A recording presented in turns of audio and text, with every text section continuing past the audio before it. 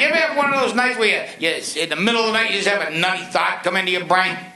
You're sleeping, and then you, like that, you know, like the other night, 2 o'clock in the morning, I sit bolt straight up in bed, and the first thing that comes into my crowded little brain is, how come there are no famous tuba players?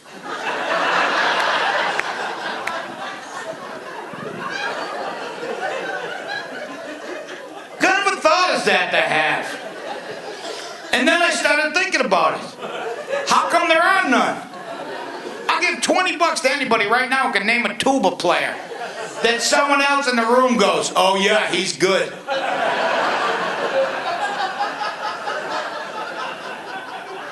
Can't be done. What's that? John Philip Sousa, you say? Yes.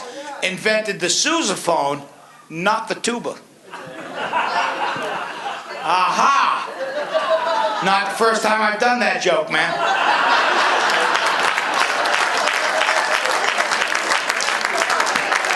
And I will tell you the exact reason why. The sousaphone is worn around you. The tuba is held in front of you.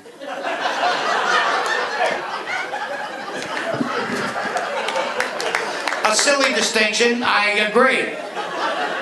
But a distinction nonetheless. Because you know what I think was happening as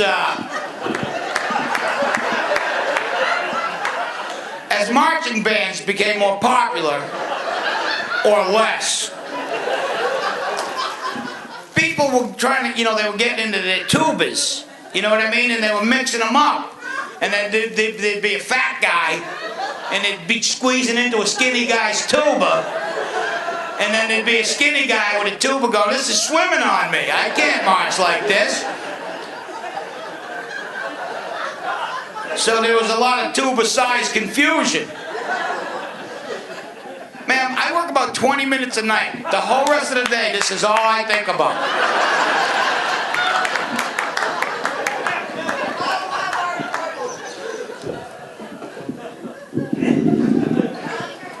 I like my hat, too. That's why I wear my hat. You know why? A lot of people think I do it like it's a goofy thing for my hat, but a long time ago, man, gentlemen always wore hats for one simple reason, to tip it to the ladies. And I'm trying to bring back that little gesture. It's a simple thing, fellas. If you're looking for women, get a hat. You can walk up to any group of women anywhere, just go, ladies. See, you will always get that reaction. It never fails. Doesn't matter how old, how young. You can walk into a pool room full of lesbians on league night and just go, ladies, and they will laugh. They'll still hit you in the nuts with a cue, but they'll laugh while they're doing it. I'm trying to get better in my life. About 8 months ago, I said to myself, I'm going to get back into shape. And then I realized, I have never been in shape. I got nothing to get back to. This could actually be my shape.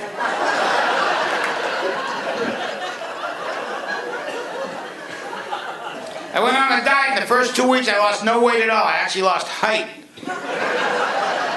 Yeah, I have no idea I pulled that off. Apparently, I had about a quarter of an inch of fat on the bottom of my feet. I'm sure it's been talked about. It's hard to lose weight. Anyone trying to lose weight? You know what it is? People try to always talk into food you wouldn't eat on a bet. You know, you hungry? Yeah. You want some celery? No. Furthest thing from my brain. How about a nice crisp apple? Not even on the radar. Nobody has ever had to talk me into a plate of nachos. That is just all-around good time food, isn't it? Tony, want some nachos? Yes, I do. It's breakfast. Well, fuck it. Throw an egg on it.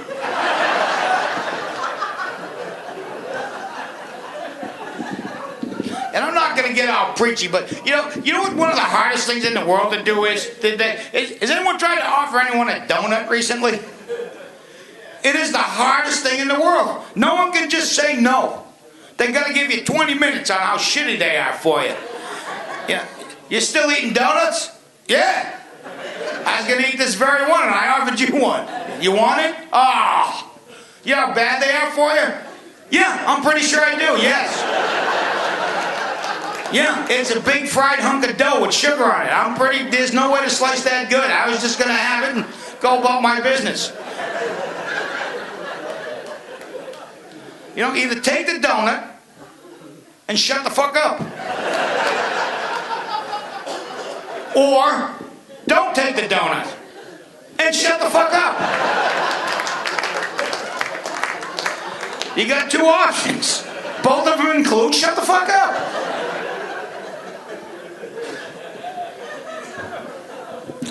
Well, you guys have done a nice thing coming out tonight, too. I try to do nice things periodically. Not a lot. It's bad for you. No, it's really good. And I have children. This is the hardest thing I say when I work these days. I am 57 years old. I know I look good. No, I do. A lot of you can't tell because it's the first time you've ever seen me. I know what I used to look like, and this is pretty good. This hit me last year. At 57 years old, I am older than the state of Alaska. That is a hard pill to swallow, my friends. Alaska just celebrated its 50th anniversary as a state. I am older than that. That's weird. I am also more densely populated than Alaska. And I have a gas pipeline I don't want anyone messing with.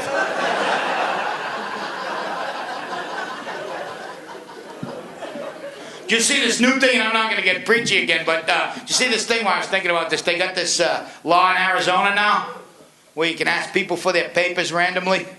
Yeah, I'm not here. You come down on whatever side you want on that.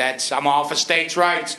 You go ahead. Here's the only amendment I would make to that law. You get to have that law. The only change is you got to ask people for their papers with a German accent. And smoke a cigarette like that. Where are your papers?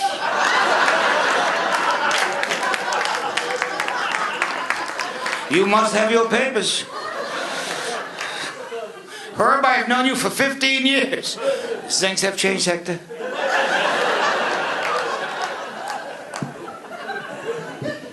Well, you guys have been real nice. Thanks for having me, and we'll see you again. Bye-bye.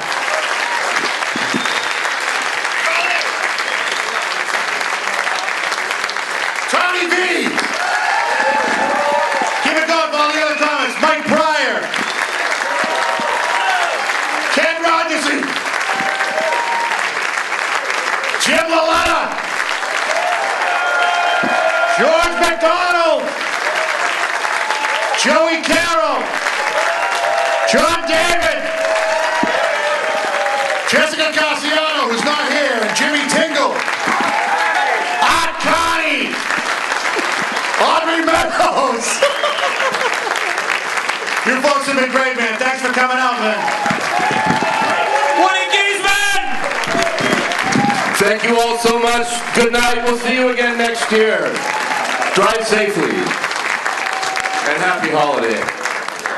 Hey, just let you know, right turn Wednesday night before Thanksgiving at 8 o'clock, there's a narcathon going 24 hours. 8 o'clock, and then we'll be serving food Thanksgiving Day if anyone needs a safe place to go, all right? Thanks for coming out. I love you, but I need to see other people.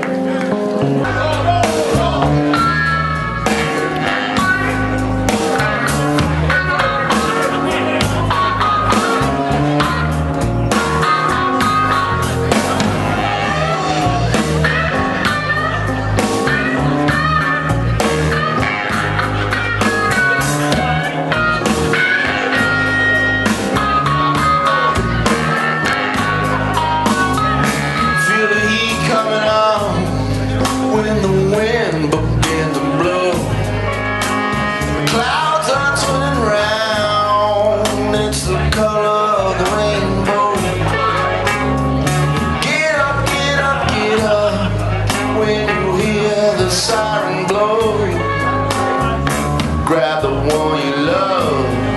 There's a shelter down below.